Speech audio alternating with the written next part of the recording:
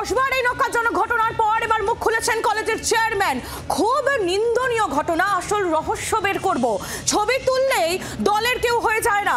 জনপ্রতিনিধি হওয়ায় অনেকে ছবি তোলে, কারোর চাকরির সুপারিশ করেননি বলেও দাবি করেছেন বিধায়ক অশোক দেব।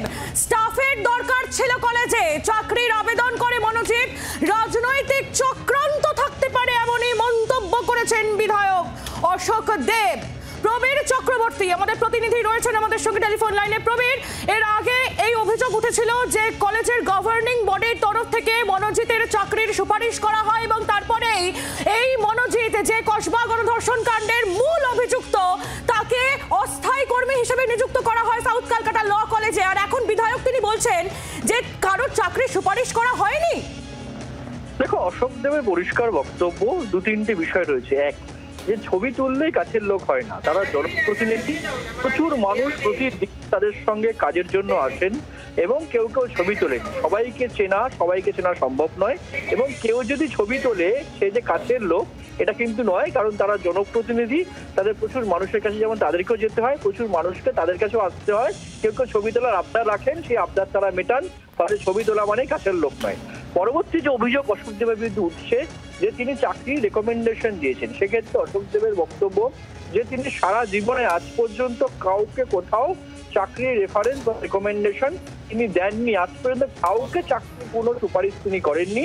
আর মনোজিতের ক্ষেত্রে এটা বলা হচ্ছে সেটা চাকরিই নয়, সেটা ডেলি বেসিস একটা কন্ট্রাকচুয়াল জব। আজ আছে কাল নেই, সেখানে সুপারিশের কোনো বিষয় নেই। কলেজের স্টাফের প্রয়োজন ছিল, সবাই অ্যাপ্লাই করেছে, তার মধ্যে সেও অ্যাপ্লাই করেছিল। সেই জায়গা থেকে সে এই কন্ট্রাকচুয়াল জবটা পেয়েছিল। এখানে তার কোনো সুপারিশ নেই, কোনো রেকমেন্ডেশন কোনোদিনও তিনি কাউকে করেননি।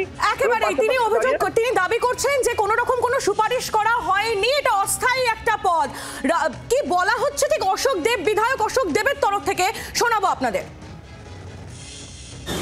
ঘটনা সত্যি খুব নিন্দনীয়, এবং এটা ভাষা প্রকাশ করে এত খারাপ জিনিস হয়েছে। এটা আমি সোমবার দিন করেই যাব, এখন করেই বন্ধ করে যাব, কথা বলার চেষ্টা করব এবং আসল রহস্যটা আমি খুঁজে বের করব, কীভাবে কারা জড়িত এবং যারা দোষী তাদের শাস্তিও সেটা আমি চাই, তারা ধরা পড়ুক সেটা চাই।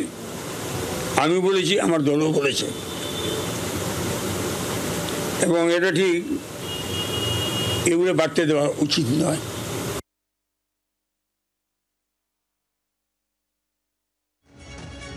কেউ যদি আমাদের নাম ভাঙিয়ে করে বা আমাদের পাশে বসে ছবি তুলি, সে আমাদের দল হয় না।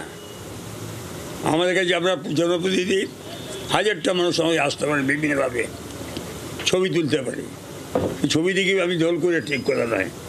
অনেকে মানুষ আমাকে আসে, আমরা না বলে চিনতাম না, বললে ভুল, চিনি বললে ভুল, অনেকে আমাকে আসে। এগুলো এখানে হতে লোক বেরিয়ে গেল, তারা কাজে এসছে, কেউ চিনি মারফত এসছে। বিধায়ক অশোক দেব, আবার যিনি এই কসবা ল কলেজের চেয়ারম্যানও, তার বক্তব্য আমরা শুনছিলাম। আর এই বিষয়ে পাল্টা বিজেপি নেত্রী অগ্নিমিত্রা পল তিনি কি বলছেন, শোনাবো।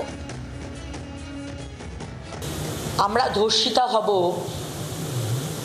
আপনারা বলবেন মনোজিৎ মিশ্র ছাত্র পরিষদের কেউ নয়। আজকে আমাদের মেয়র সাহেব জনাব ফিরাদ সুরাওয়ার্দী হাকিম, তিনি বলেছেন মনোজিৎ মিশ্র নাকি তৃণমূল ছাত্র পরিষদের কেউ নয়।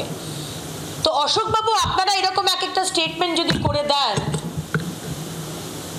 আশীর্বাদ দিয়ে দুষ্কৃতী তৈরি করছেন, রেপিস্ট তৈরি করছেন, আর তারপরে হাত ধুয়ে সরে যাবেন, এটা তো চলবে না। আপনাকে উত্তর দিতে হবে। বাংলার আওয়াজ, বাঙালির আবেগ, জি 24 ঘন্টা।